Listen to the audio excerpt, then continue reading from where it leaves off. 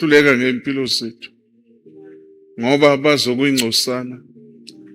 Wena wazi izolo lethu, inamuhla lethu, nekusasa lethu. Engakho siza kuwe ngesibindi. Siza kuwe uNkulunkulu oyingcwele sisebandleni lasemndeni.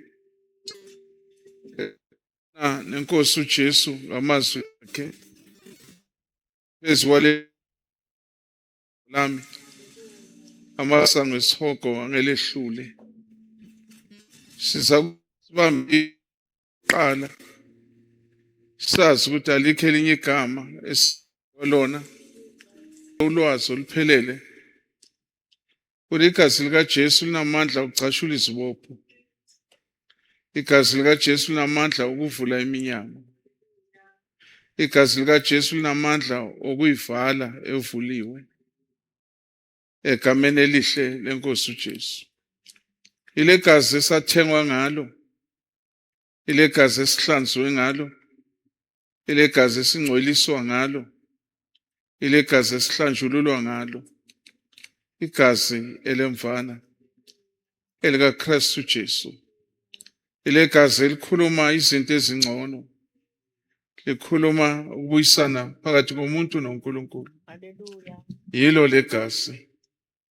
Sisayolala futhi sihlanzwa ngale gazi Jesus. ukuze amandla obumnyama angafinyeleli empilweni zethu. Hallelujah.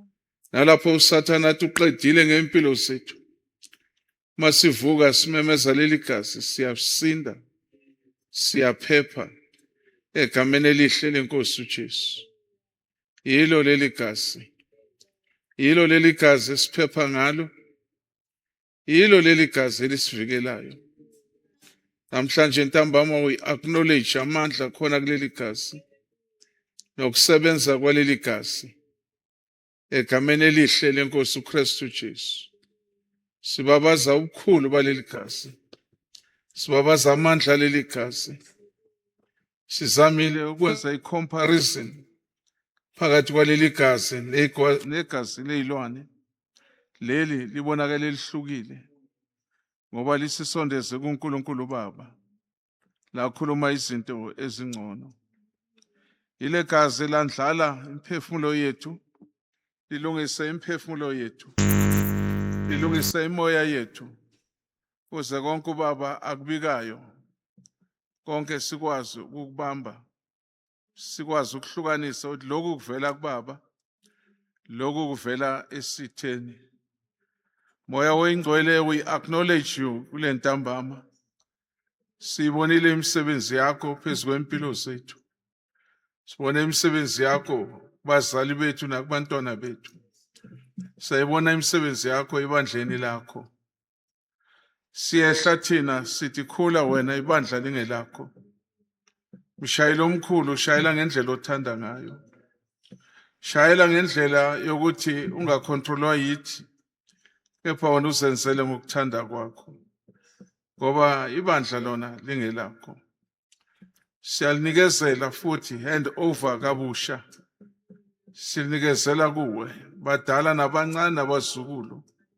Bonke imphefumulo yabo iphethwe nguwe. Egameni likaJesu siyakhuleka entambama. Vikela imindeni yethu. Sisayolala vikela ihloko zethu.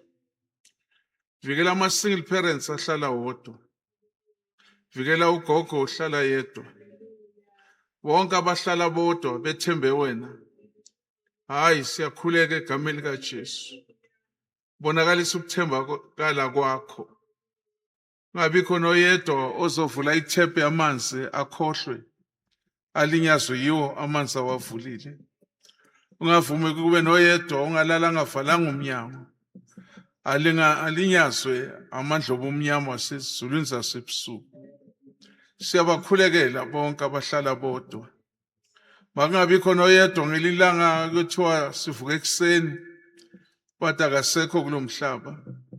Kungazeki ukuthi uhambe ngasiphi isikhathi. Bavikele Baba. Bavikele Nkosi.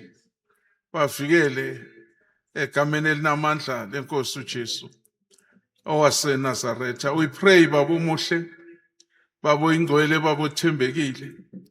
Sikhuleke egameni elinamandla elenkosi uKristu Jesu waseNazaretha. Kule ntambama sithi uthembekile, ufana nawe siyomtholaphi, akekho ufana nawe, umile kuze kube unaphakade.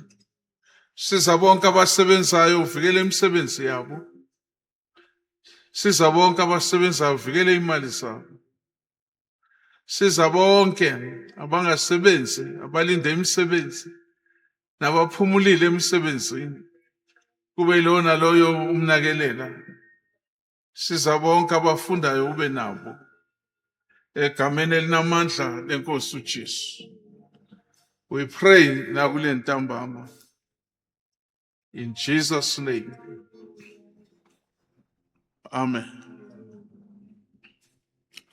Sizindla ngamavesi awu-2, Isaiah 38 verse 1 no Psalm 119.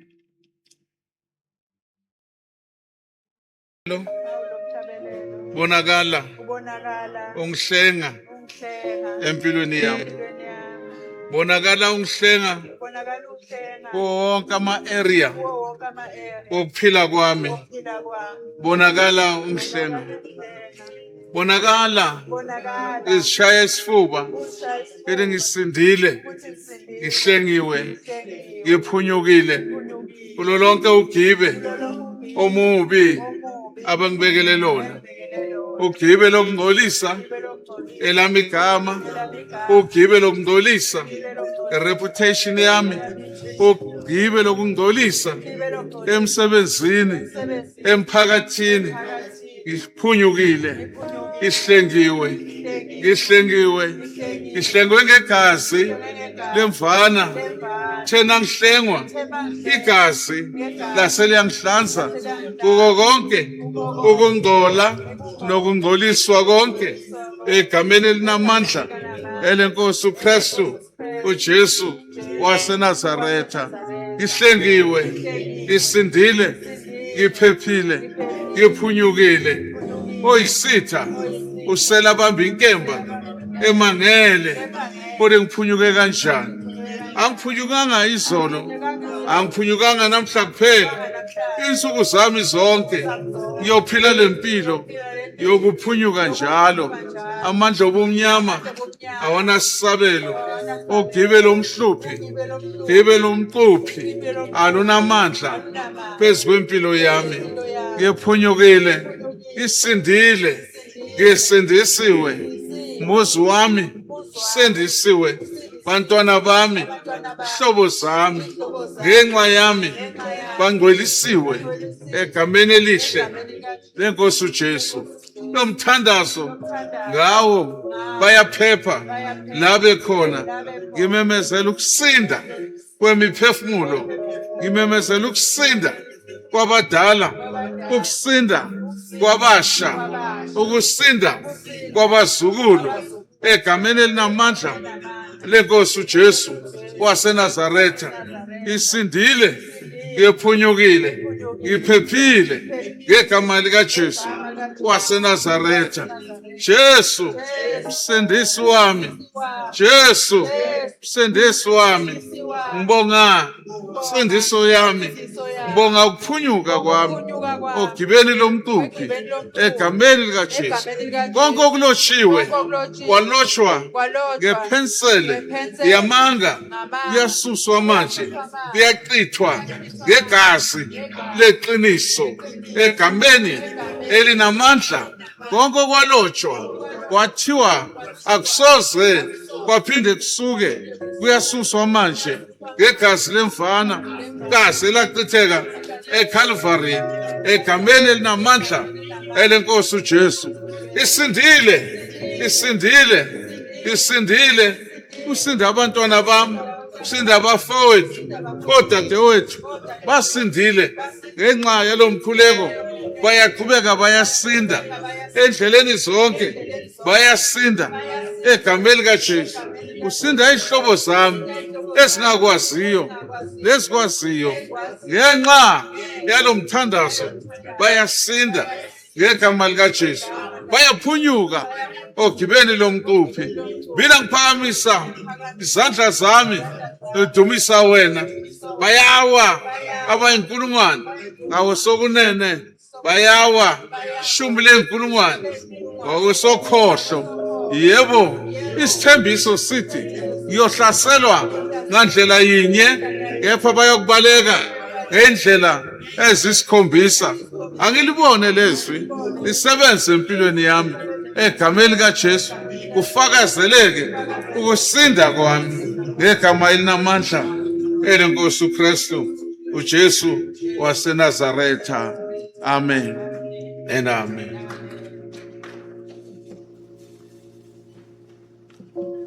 Asifundeni lamazwi uma azofundeka. I want to be honest, sizodedela ifuna umoya wengcwele.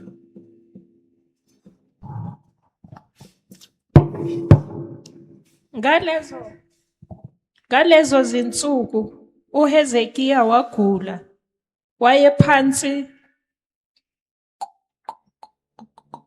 kokufa. Wafika kuye u-Isaya umprofeti, indodana ka-Amose, wathi kuye, usho kanje uJehova uthi, yalela indlu yakho ngokuba uyakufa, awuyikusinda.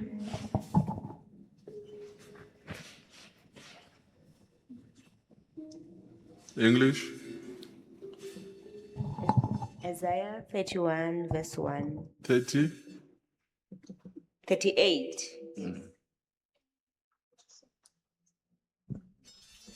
Okay. In those days, Hezekiah of Judah became ill and was at the point of death.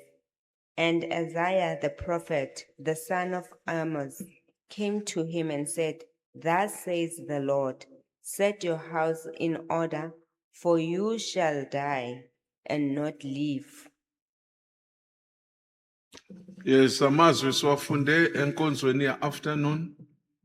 Uzowalandelela ku social media nawaphumile ukuze singenzi repetition. But inkonzo ehlezi afternoon siseyinkonzo ebuya futhi manje.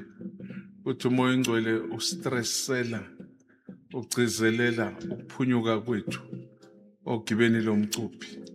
Zimbili izinto ekhulunywa ngazo, igrace kaNkulunkulu noku-escape kwethu, nokuphunyuka kwethu. Ukuphunyuka lokho asisho ukuphunyuka ukuthi na ubanjwe isitha kuphela. Sisho ukuphunyuka futhi la ukustate confusion, ungazi ukuthi uthathe siphi isinyathelo. Bese umoya ingcwele uza to your assistance akuphi indlela yokuphunyuka. Ukuphunyuka esikhuluma ngako, ukuphunyuka uthi sonke sivaleleke kulendlu, sonke sithi siyaphela, akunandlela yokuphuma. Bese kuba khona oyi-one okhonjwa i-escape door, bese uphuma ngayo.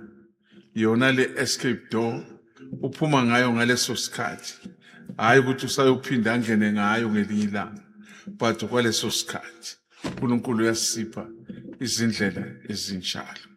Umthandazo wethu ugcizelela igrace kaNkulunkulu. Angisho Isaya uHezekiya wagula, lithi ngalezo nsuku wenzani wagula, meaning zaba khona izinsuku la ngaguli khona. Igrace kaNkulunkulu seyambuyisela back leza insuku leza agula ngazo, ubuyiselwa zona ephilile ukuze enjoy lezo zinsuku. Sibona igrace kaNkulunkulu noma bewone kangakanani. Okwasiza futhi uHezekiya ukuthi uma enza izinto bengangenzela abantu, bengangenzela uku-impressa, bekenzela uNkulunkulu. Ingakho kwaba easy for uNkulunkulu ukukhumbula imisebenzi yakhe. Yena nakakhumbuza uNkulunkulu. Ubani ongakhumbuza uNkulunkulu? Akekho. Every time ukhumbuza uNkulunkulu kumele wazi ukuthi usuke ungamkhumbuzi ngoba ekhohliwe, usuke uzwakalisa ifaith yakho kuye. Kezwakala usuke uzwakalisa ukukholwa kwakho kuye, ukuthi vele uzokhumbula, vele akakhohlwanga, vele uzo-acta. Asifundeni Psalm 119 uverse 71.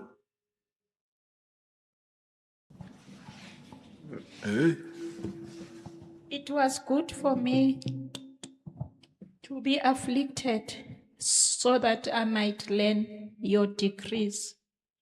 Ithini ngesizulu? Kwangilungela ukuba ngihlushwe ukuze ngifunde izimiso zakho.